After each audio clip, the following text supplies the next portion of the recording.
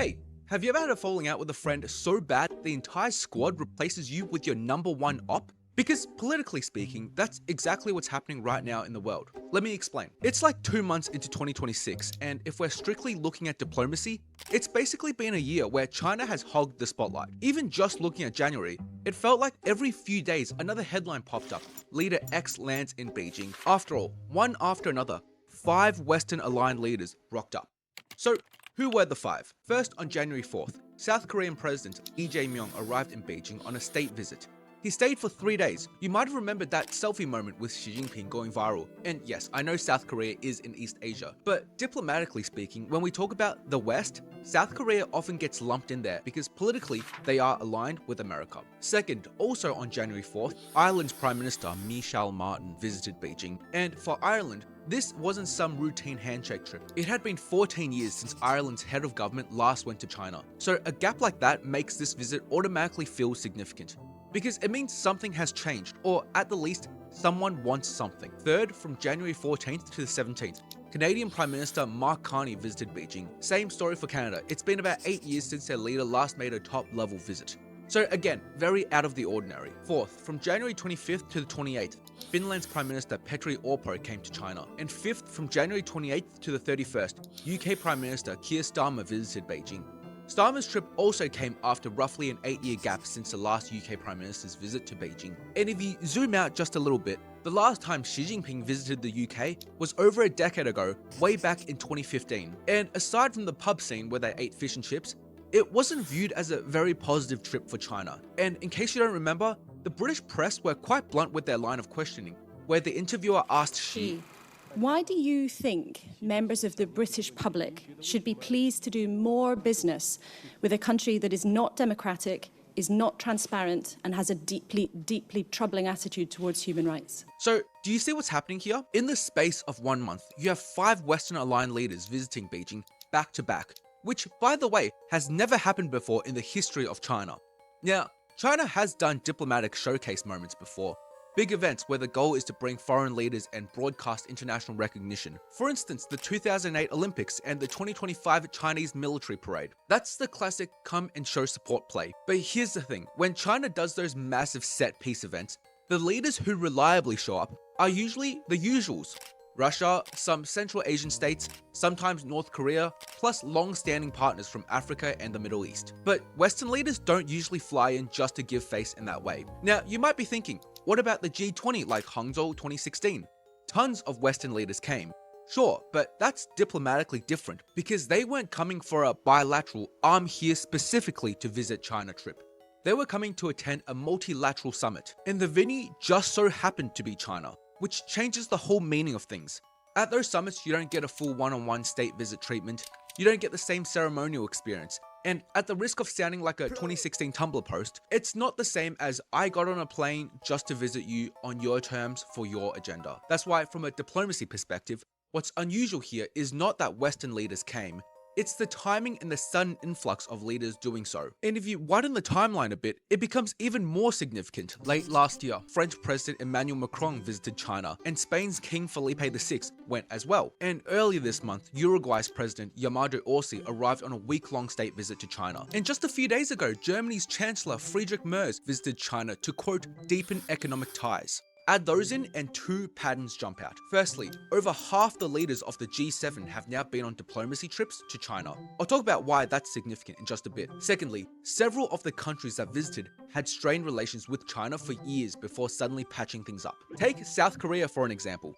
After the THAAD dispute, the relationship has been pretty bad. Top-level visits has been rare, restrictions have piled up, and many Korean companies even withdrew from parts of the China market. Canada is another obvious example. After the Meng Wanzhou saga, where the CFO of Huawei was arrested in Canada, relations dropped to a serious low. As well as that, you had that notorious G20 moment where Xi Jinping publicly scolded Canada's Prime Minister at the time, Justin Trudeau. Everything we discussed is then leaked to the paper, that's not appropriate. And that's not how the way the conversation was conducted.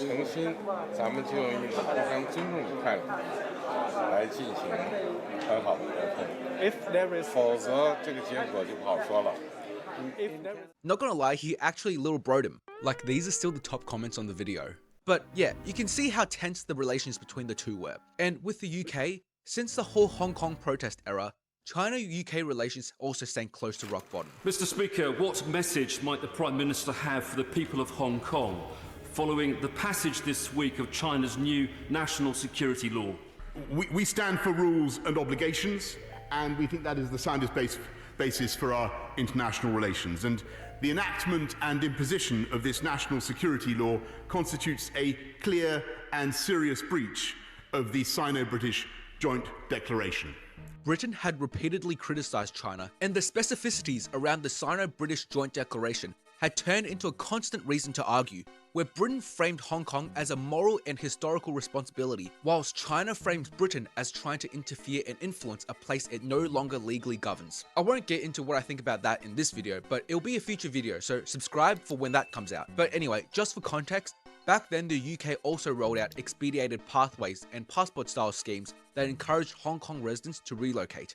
Naturally, Beijing saw that as hostile. So now, looking at that January list again, these aren't just important Western countries, they're countries that, for a long stretch, did not have smooth relations with China. Which leads me to the next question. What changed? What happened so suddenly that made re-engagement possible? Before we answer that though, let's quickly see what came out of these January visits. First, Canada rolled back extra tariffs on Chinese electric vehicles. Remember, in 2024, the Biden administration launched a trade push framed around Chinese EVs, arguing subsidies made Chinese cars unfairly cheap. The US essentially said, "We don't want Chinese EVs entering our market, and if they do, we'll hit them with massive additional tariffs." Then Canada, because Canada used to follow whatever big bro America did, also imposed its own 100% tariff on Chinese EVs. And once you slap a 100% tariff on something, you may as well hang the sign at the border that says, "Don't bother." What's interesting though is, unlike the US, Chinese-made EVs had actually been gaining traction in Canada before Biden's tariffs. In 2023, China exported 41,700 EVs to Canada. Now, 41,700 isn't all that massive, but the insane part is the growth rate compared to the prior year. Because it wasn't linear. Compared to 2022, that figure was up by 751% year on year. And then in 2024, tariffs basically crushed that momentum. So what did the new talks change? Canada dropped the tariff back to 6.1%, which was basically the old baseline rate, restoring the normal most favored nation treatment. But Canada didn't lower tariffs and just hope for the best. They set a quota framework. The starting number floated was roughly 49,000 Chinese EVs allowed in. Then the quota would rise year by year, roughly towards 70,000 by the year 2030. Now, put that against the Canadian auto market. Canada sells around 1.9 million cars a year. It's still heavily intertwined with American brands. Both GM and Ford have manufacturing operations and supply chains deeply embedded in Canada. So economically speaking, Canada matters quite a bit to the North American auto industry. On EVs specifically, Canada's market still isn't huge. Roughly around 110,000 EVs sold annually. So even if Chinese EVs sold 50-odd thousand, it wouldn't automatically dominate the entire market. But here's the thing, once Canada lowered tariffs on Chinese EVs, it immediately triggered pushback from General Motors in the US. They basically argued it was dangerous and Canada shouldn't be doing it. Why? Because there was another clause in the deal which was the real reason they were pissed off. Canada required that 50% of Chinese EVs exported to the country must be priced below 35,000 Canadian dollars. Now, if you're familiar with how the EU does things, this was a really unusual policy, because normally Europe wants minimum prices to prevent Chinese EVs undercutting the domestic industry. Canada instead was effectively saying, half of what you sell here needs to stay aggressively cheap. From GM's point of view, that's basically Canada guaranteeing that Chinese EVs will be a strong competitor against US branded ones, at least via price point. And once you add in the fear that Canada could become a soft entry point for cheaper goods, that then pressures the US market. So you can see why America freaked out. Trump was also seen publicly angry about Canada's deepening trade with China, warning them not to become a transit hub for cheap Chinese goods, and implying that the US would retaliate and hit Canada with 100% tariffs if that happened. But Canada signed anyway, and that alone is a signal. Canada was willing to accept friction with the US to pursue its own economic interests. The second big item was canola oil. After Canada imposed the EV tariffs back in 2024, China hit back with duties on canola oil, raising tariffs massively, making it basically impossible to sell into China at normal commercial volumes. Canada is one of the world's biggest canola producers and makes most of its profits via exports. China had been the dominant buyer, purchasing 67% of the total exports, adding up to 5.5 million tons in 2023. So when China slapped 76% tariffs on Canada in actual retaliation, exports collapsed. This time, China removed punitive canola measures as part of the new package. And on top of that, China announced visa-free entry for Canadian passport holders. So pretty much returning to good terms pre-situationship breakup. Now to the UK. Starmer arrived with a delegation of about 60 people. Now, he hasn't been in office that long, and obviously he's not a seasoned veteran in ultra-formal Chinese customs. And you could see some of the awkwardness in the ceremonial footage. Slight hesitation, not always moving correctly, and officials nudging him into position. Some outlets ran with the idea that he was being snubbed or humiliated. You can argue about that all day, but that's not the core point. The core point is, what did the two sides actually talk about? The UK-China relationship has had quite a couple long-running friction points, and two stand out in particular. Firstly, Hong Kong. Like I mentioned before, China says Britain is meddling, whereas Britain says it still has responsibilities and keeps criticizing Beijing. Secondly, the drama around China building a new, much larger embassy in London. In 2018, China reportedly purchased the old Royal Mint site for something like £225 million. This was 5 acres, potentially allowing a compound to be 8 times the size of the current embassy. On paper, it would become China's largest diplomatic site in Europe, but it ran straight into resistance. The local council rejected it, and critics fixated on the design, especially on the alleged extensive underground spaces, tunnels, and unclear areas in the plans.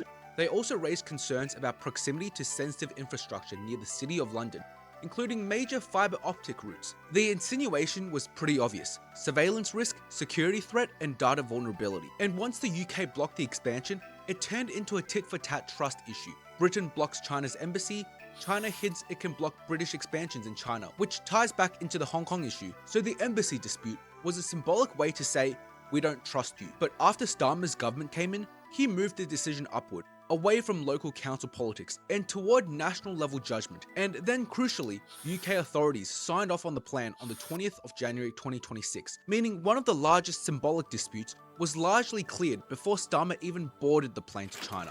This is the first trip by a Prime Minister of the United Kingdom to China for 8 years, and we've got 60 CEOs of businesses and cultural organisations coming with us to drum up business, take opportunities, and deliver for the United Kingdom. So just about to leave now. So anyway, when he arrives with a big delegation, it included a bunch of businessmen as well. The standout being the CEO of the big pharma company AstraZeneca being a part of the trip. And once in China, AstraZeneca announced a massive investment plan, around 15 billion by 2030, roughly 100 billion Chinese yuan, framed around research and development and expanded operations. China also offered its own gestures, halving tariffs on Scotch whisky, rolling out visa-free entry for UK passport holders for up to 30 days for tourism, and very significantly, lifting sanctions on certain British MPs who had previously been blacklisted amid Hong Kong era protests. So again, if you look at the bigger picture, the most tangible outcomes are mostly economic and trade related, with political disagreements managed more quietly.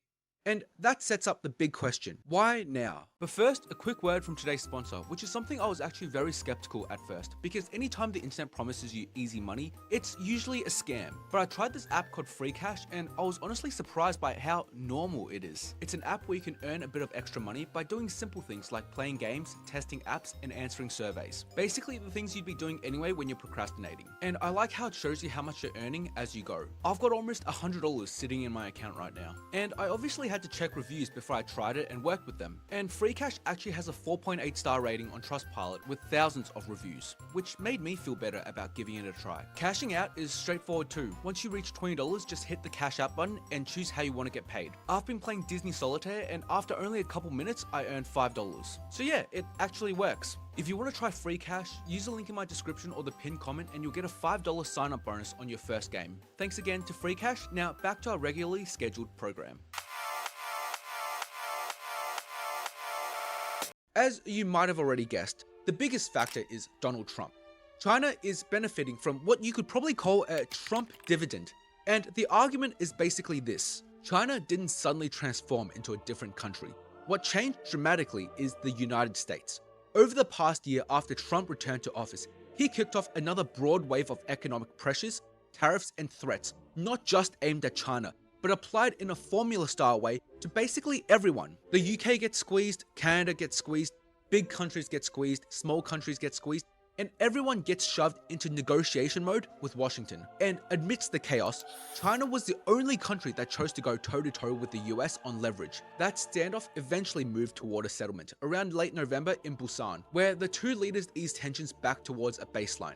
But America's allies can't. They don't have comparable leverage, and they can't grab the US by the throat the same way without destroying themselves first. So when Trump unfairly pressures them, they end up being stuck making concessions, promise investments, buy more American goods, accept humiliating terms, and then maybe, just maybe, the tariffs get eased. And then you add the three major political shockwaves that panic allies even more. The first shockwave, Canada. What I'd like to see, Canada become our 51st state.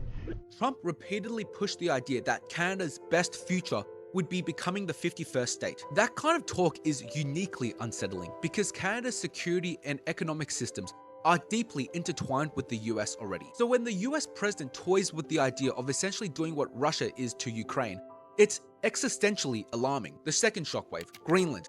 His argument was China and Russia are starting to operate more in the Arctic, sailing around near Greenland. So the US has to protect Arctic security and therefore needs to take control of Greenland.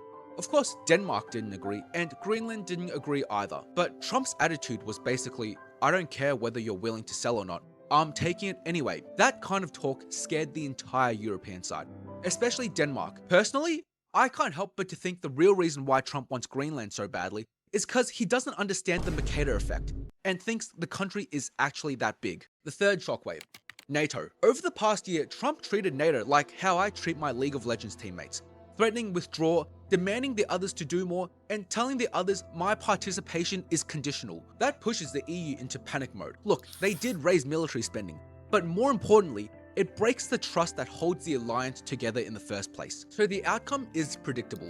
America's allies began drifting, becoming less trusting and less emotionally and strategically aligned with Washington. And in that process, a new mindset is forming, a new kind of diplomatic approach, more hedging, more balancing, and more keep our options open. And in my view, one of the most representative examples of that new thinking is what Canadian Prime Minister Mark Carney said in his speech at Davos in January, which I reckon will become the new direction that foreign policies from Western countries will follow over the next several years. So I'm going to break down some parts of his speech to make it easier to understand. It seems that every day we're reminded that we live in an era of great power rivalry, that the rules-based order is fading, that the strong can do what they can and the weak must suffer what they must.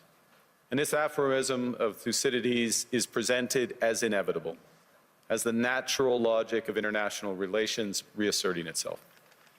And faced with this logic, there is a strong tendency for countries to go along to get along, to accommodate, to avoid trouble, to hope that compliance will buy safety.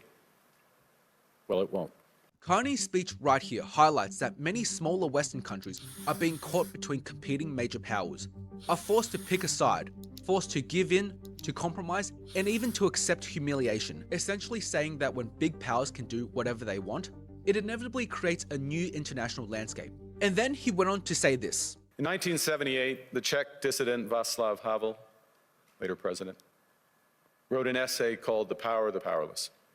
And in it, he asked a simple question: how did the communist system sustain itself? And his answer began with a greengrocer. Every morning, this shopkeeper places a sign in his window: "Workers of the world unite." He doesn't believe it. No one does. But he places the sign anyway to avoid trouble, to signal compliance, to get along.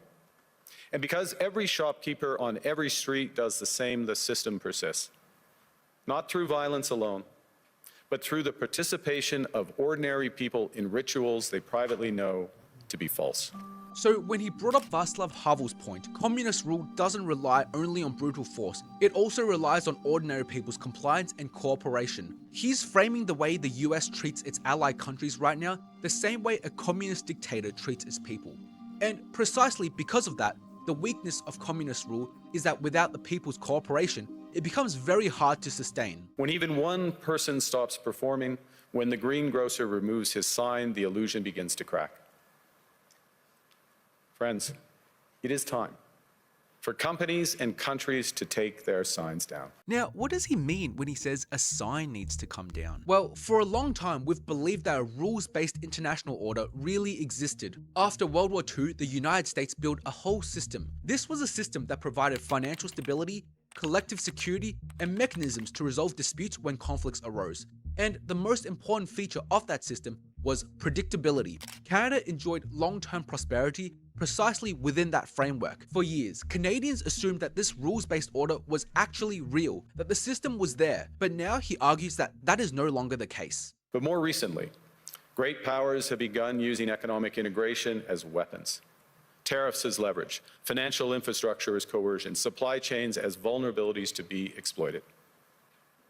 You cannot live within the lie of mutual benefit through integration when integration becomes the source of your subordination. What he means here is that the US has simply stopped recognizing those rules, and Trump has twisted them to however he wants, and that America has started using economic integration as a diplomatic weapon and turning tariffs into bargaining chips. So what are mid-sized developed countries supposed to do? He suggests if we sit back and go with the flow and do nothing, we'll end up as the dish on someone else's negotiating table. Basically something other people pass around, and that's why he proposed a new foreign policy. And our new approach rests on what Alexander Stubb, the president of Finland, has termed value-based realism. Or to put another way, we aim to be both principled and pragmatic. Principled in our commitment to fundamental values, sovereignty, territorial integrity, the prohibition of the use of force except when consistent with the UN Charter, and respect for human rights. And pragmatic in recognizing that progress is often incremental, that interests diverge, that not every partner will share all of our values. So we're engaging broadly, strategically with open eyes. We actively take on the world as it is, not wait around for a world we wish to be. And what he pretty much means is that in an era of great power competition, you can't put all your eggs in one basket. And you also have to be realistic. Even among your allies, different countries have different interests. Sometimes those interests clash, and sometimes people who look like your friends today can turn on you tomorrow. So what are you to do in that situation? You have to manage risk. And for him, risk management basically means you can't rely on a single country anymore. Going back to when Canada followed America's lead when the US announced 100% tariffs on Chinese EVs.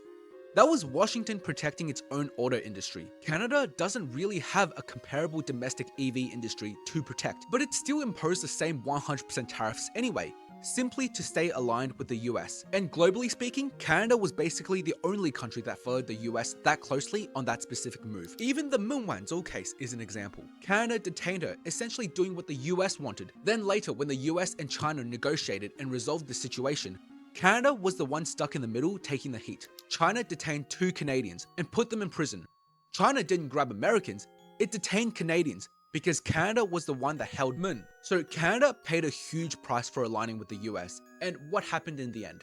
When the tariff war ramped up, the US turned around and went after Canada too. From Canada's perspective, that's the lesson. So Canada feels it has to change course. He argued that in this new era, countries should form issue-by-issue alliances based on specific strategic interests, rather than giving complete loyalty to another country like a pet dog. On plurilateral trade, we're championing efforts to build a bridge between the Trans-Pacific Partnership and the European Union, which would create a new trading bloc of 1.5 billion people. On critical minerals, we're forming buyers' clubs anchored in the G7 so that the world can diversify away from concentrated supply.